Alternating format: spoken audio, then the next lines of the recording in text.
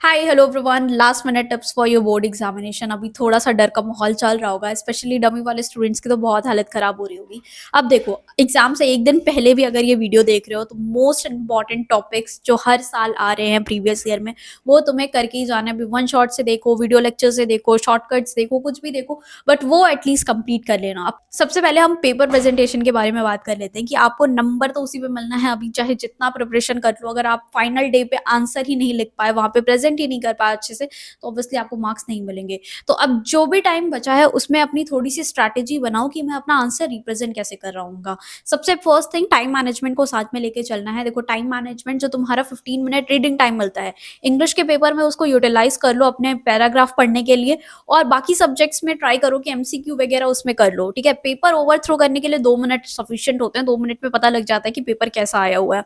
उसके बाद जो टाइम है उसमें तुम स्टार्ट कर दो, एमसीक्यू वगैरह देख लो, या फिर अगर जो ऑप्शन वाले क्वेश्चन है उसमें डिसाइड कर लेना अपने रीडिंग टाइम में कि कौन सा क्वेश्चन मैं अटेम्प्ट करूंगा उस पॉइंट पे। बोर्ड के एग्जाम में आपको दोनों साइड लाइन ऑलरेडी ड्रॉ होती है, तो उस पर आपको टाइम वेस्ट नहीं करना है। तो कुछ बच्चे होते हैं ना कि पूरी शीट में इधर से आधी और इधर से आधी और बीच में पतली सी लाइन में लिखता है, तो वो चीज तुम बोर्ड एग्जाम में नहीं कर पा रहे होगे क्योंकि ऑलरेडी मार्जिन वहां पे तुम्हें मिली होती है। कोई न्यूमेरिकल अगर आया है आपको, तो न्यूमेरिकल करने से पहले आप अपने थ्योरी वाले क्वेश्चंस करना। ठीक है, अगर तुम फिजिक्स की बात कर रहे हो या फिर केमिस्ट्री में भी कोई अगर थियोरेटिकल क्वेश्चन है, कोई डेरिवेशंस है, तो वो ट्राई करो कि तुम पहले कर लो, क्योंकि तुम्हें पता होता है डेरिवेशन में मुझे इतना ही लिखना है। डेरिवेशन अच्छे से याद कर लेना। ठीक है, एटलीस्ट डेरिवेशन पे जाके तो वहां पे समय ना बर्बाद कर रहे हो, क्योंकि न्यूमेरिकल में चलो थोड़ा दिमाग लगाना पड़ रहा है कि कुछ नया न्यूमेरिकल आ गया तो सॉल्व कैसे करें, कौन सा फॉर्मूला यूज होगा।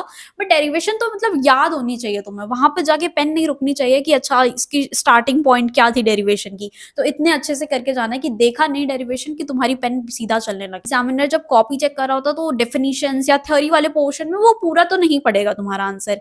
तो याद से उसमें कीवर्ड्स तुम्हारे जरूर होने चाहिए। अगर कोई डेफिनेशन है, उसका मेन कीवर्ड तुम लिखो, चाहे तुम डेफिनेशन अपने ही लैंग्वेज में क्यों ना बना के लिख रहे हो। डिट्टो जरूरी नहीं है कि बुक वाली लैंग्वेज हो, अपने लैंग्वेज में लिख दो, बट वो की पॉइंट उस तुम्हारे आंसर में जरूर होना चाहिए। वो थ्योरी का कोई भी आंसर हो सकता है। ठीक है, कोई पर्टिकुलर कीवर्ड ही होता है जो एग्जामिनर ढूंढ रहा होता है तुम्हारे आंसर में। अगर वो है तो फुल मार्क्स, नहीं है तो फिर जीरो या फिर कम ही मार्क्स मिलेंगे तुम्हें। तो अच्छे से हर एक चीज, definition, example, points, flow chart में एक्सप्लेन कर सकते हो। अगर कुछ उसके बहुत सारे टाइप्स हैं तो फ्लो चार्ट पे बना दो।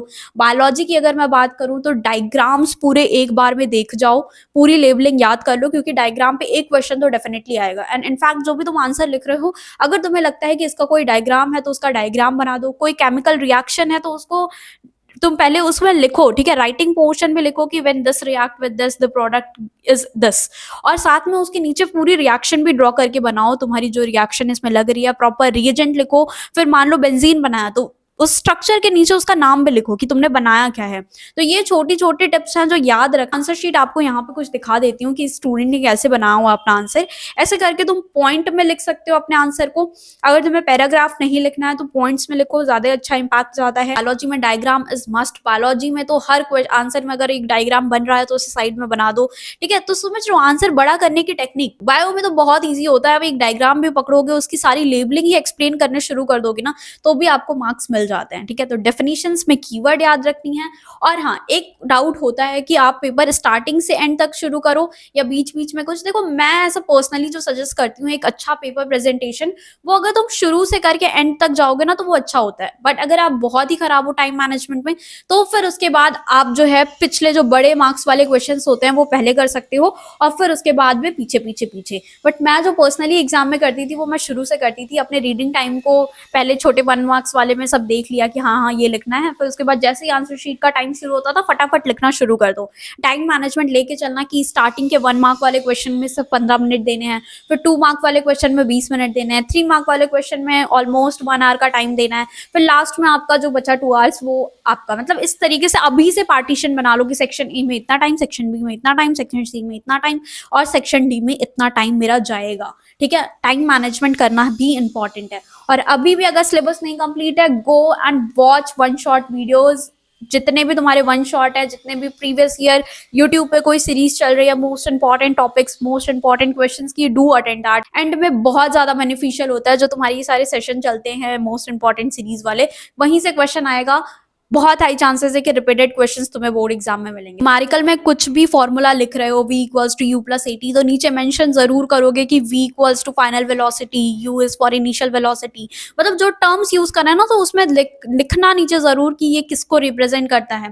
फाइनल पूरा आंसर, ये डेरिवेशन के लिए भी सेम जाता है। तुम्हारा डेरिवेशन में भी अगर तुम कोई फॉर्मूला सीधे लिख रहे हो किसी एक्सप्रेशन में, तो उसके एक एक पॉइंट को एक्सप्लेन भी करोगे तुम, और साथ में अगर तुम न्यूमेरिकल में कुछ तुम्हारा आंसर आ रहा है, फाइनली कुछ फॉर्मूला लिखा, फिर कुछ स्टेप्स लिखे उसके, फिर न्यूमेरिकल सॉल्व किया, मेक श्योर फाइनल आंसर को बॉक्स में कर रहे हो, क्योंकि बहुत टाइम होता है कि एग्जामिनर से मिस हो गया, तुम्हारा फाइनल आंसर मिल नहीं रहा।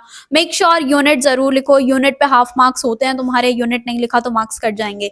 तो जो भी लिख रहे हो ना, प्रॉपरली चीजें करना कि वहां पे एक एक पॉइंट पे भी, मतलब हर चीज पे स्टेप मार्किंग होती है, यूनिट पे स्टेप मार्किंग है, तुम्हारे फॉर्मूला पे स्टेप मार्किंग होती है, तो कुछ भी चीज मिस ना हो। लास्ट में 10 to 15 मिनट्स बचा लेना अपना पूरा पेपर क्रॉस चेक करने के लिए। क्वेश्चन पेपर को अलट पलट के देख लेना, कोई क्वेश्चन गलती से बीच में मिस तो नहीं हो गया, और ये भी मेक श्योर कि कहीं पे तुम्हारा सिर्फ पार्ट 1 किया हो, पार्ट 2 करना भूल गए, सीधे नेक्स्ट क्वेश्चन पे जंप कर गए, तो सारे पार्ट्स क्वेश्चन के किए हैं या नहीं, जो क्वेश्चन में डिमांड था वो सारे पार्ट्स, उसमें जो जो पूछा था वो तुमने लिखा है या नहीं लिखा।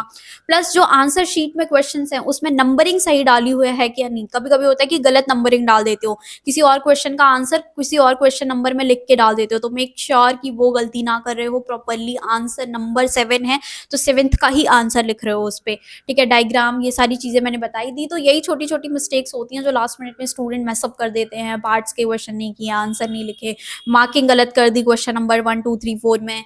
जो ऑप्शंस वाले क्वेश्चन है उसमें ट्राई करो कि पूरा पूरा ऑप्शन लिखो, टाइम बच रहा है तो लास्ट में पूरा ऑप्शन लिखो, सिर्फ ABCD मत मार्क करना। और एडमिट कार्ड जरूर रख लेना अपना प्रॉपरली, पेन 3-4 पेन रखो, वहां जाके मांगनी ना पड़ रही हो कि भाई एक पेन दे दो, 2 पेंसिल ले आए नहीं आए। तो प्रॉपर एक किट बना के पहले से ही एडमिट कार्ड के साथ वाटर बॉटल रख लेना, एंड कुछ अगर पर्सनल कोई इशू है, मेडिसिन वगैरह है, तो वो सारी चीजें कैरी कर लेना आराम से। गर्ल्स प्लीज पैड्स वगैरह अपना कैरी करके ले जाना, लास्ट मोमेंट में से बहुत प्रेशर क्रिएट ना हो जाए तुम पे, ठीक है। सो या that's it for the today's video. Hopefully कि तुम लोगों के बोर्ड एग्जामिनेशन बहुत अच्छे जा रहे हो। तो ये कुछ छोटी मोटी टिप्स थी जो पर्सनली तुम्हें याद रखनी है कि ये मिस्टेक तो नहीं होनी चाहिए एग्जाम में। सो या all the best for your board examination, hopefully कि तुम अच्छा ही कर रहे हो।